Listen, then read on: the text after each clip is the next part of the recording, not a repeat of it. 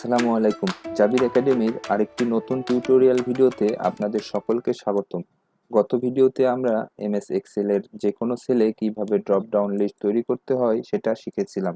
আর আজকের এই ভিডিওতে আমরা শিখব কিভাবে ডিপেন্ডেন্ট ড্রপ ডাউন লিস্ট তৈরি করতে হয়। তো চলুন কথা না বাড়িয়ে মূল ভিডিও শুরু করা যাক। লক্ষ্য করে দেখুন আমাদের কাছে যে এক্সেল শিটটি রয়েছে, এই এক্সেল শিটের বি কলামে বেশ কিছু ব্যক্তির নাম দেয়া রয়েছে। এখন আমাদেরকে এই সি কলামে তাদের ডিভিশন নেম এবং ডি কলামে ডিস্ট্রিক্ট নেম ইনপুট করতে হবে।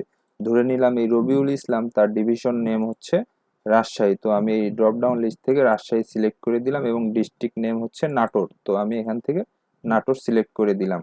আর এই ভিডিওতে আমরা এই কাজটি শিখব কিভাবে ড্রপ ডাউন লিস্ট তৈরি করে তাদের ডিভিশন নেম এবং সেই ডিভিশন নেমের অনুযায়ী তাদের ডিস্ট্রিক্ট নেমটা তৈরি করে নেওয়া যায়। তো শুরুতেই এর জন্য আমরা আলাদা একটা এক্সেল শিট ওপেন করে নেব এবং এই এক্সেল শিটে কিছু ওয়ার্কিং করে রাখবো।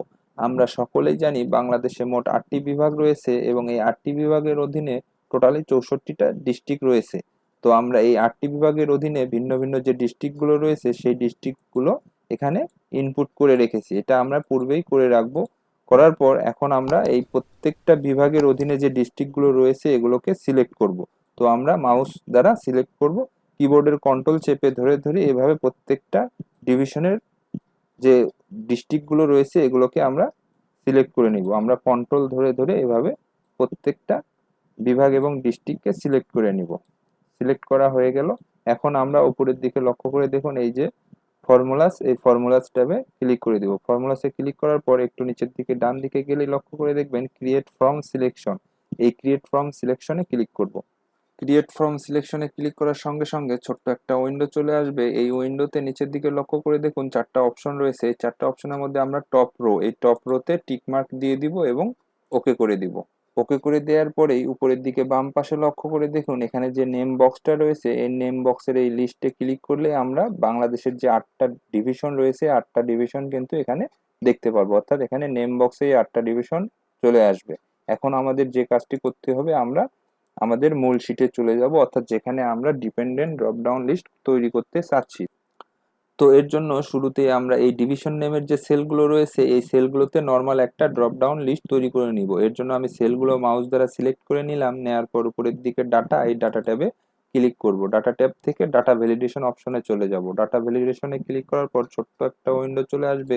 এই উইন্ডোতে আমরা এই অ্যালোতে আমরা ক্লিক করে লিস্ট সিলেক্ট করে দিব। লিস্ট সিলেক্ট করে দিব এবং লিস্টে ক্লিক করলে দেখুন সোর্স, এই সোর্সের যে বক্সটা চলে আসবে এই বক্সের মাঝখানে আমরা মাউস দ্বারা ক্লিক করব। করার পর আমাদের ওই যে ওয়ার্কিং শিটটা ছিল, যে ওয়ার্কিং শিটে আমাদের 8টি ডিভিশনের নাম লেখা রয়েছে, এই 8টি ডিভিশনের নাম আমরা মাউস দ্বারা এভাবে সিলেক্ট করে দিব। প্রত্যেকটা ডিভিশনকে মাউস দ্বারা সিলেক্ট করে দিব। দেওয়ার পর এখান থেকে আমরা ওকে প্রেস করব। দেখুন ওকে প্রেস করার সঙ্গে সঙ্গে আমাদের ড্রপ ডাউন লিস্ট কিন্তু অলরেডি তৈরি হয়ে গেছে। এখানে দেখুন ছোট্ট এই লিস্ট, এই লিস্টে ক্লিক করলে দেখুন 8টা ডিভিশনের প্রত্যেকটা ডিভিশন এখানে চলে আছে। তো আমি ধরে নিলাম এই রবিউল ইসলামের ডিভিশন হচ্ছে রংপুর, আমি রংপুরে ক্লিক করে দিলাম।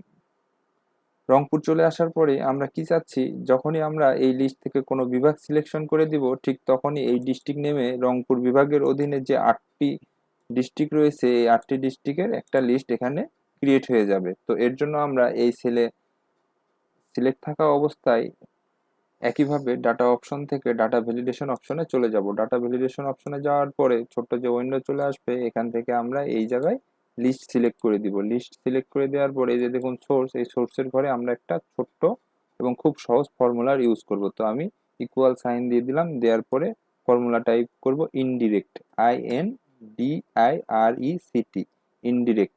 ইনডিরেক্ট ফর্মুলা লিখে আমরা ফার্স্ট ব্র্যাকেট ওপেন করে দিব। ফার্স্ট ব্র্যাকেট ওপেন করে দেওয়ার পর আমরা এই সেলটাকে সিলেক্ট করে দিব। আমাদের ডিভিশনের যে সেলটা এই সেলটাকে সিলেক্ট করে দিব, কারণ আমরা যখন এখানে রংপুর ডিভিশন সিলেক্ট করে দিব তখন এই রংপুরের অধীনে যে 8টি বিভাগ রয়েছে সেই বিভাগগুলো এই সেলে চলে আসবে। তো এর জন্য আমরা এই ডিভিশনের সেলটাকে মাউস দ্বারা সিলেক্ট করে দিলাম।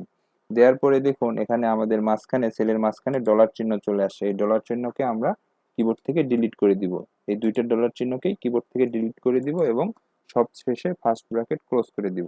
দেওয়ার পর আমাদের সূত্র শেষ। এখন আমরা এখান থেকে ওকে করে দিব। দেখুন ওকে করে দেওয়ার পরে আমাদের কিন্তু এখানে অলরেডি ড্রপ ডাউন লিস্ট চলে আসছে, অর্থাৎ রংপুর বিভাগের অধীনে যে 8টা ডিস্ট্রিক্ট ছিল সেই 8টা ডিস্ট্রিক্টের লিস্ট এখানে চলে আসছে। তো আমরা ধরে নিলাম এই রবিউল ইসলামের ডিস্ট্রিক্ট হচ্ছে পঞ্চগড়, আমরা পঞ্চগড় সিলেক্ট করে দিলাম।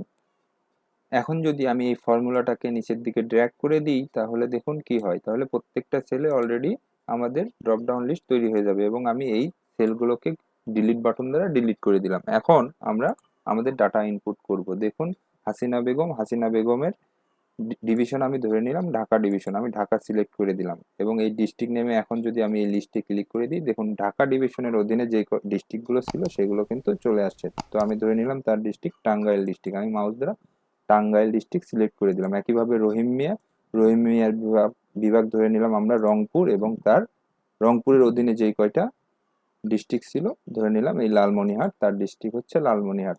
বন্ধুরা এই ছিল মূল ভিডিও। আমি আশা করছি আপনারা এখন খুব সহজে ড্রপ ডাউন লিস্ট এবং ডিপেন্ডেন্ট ড্রপ ডাউন লিস্ট তৈরি করে ফেলতে পারবেন।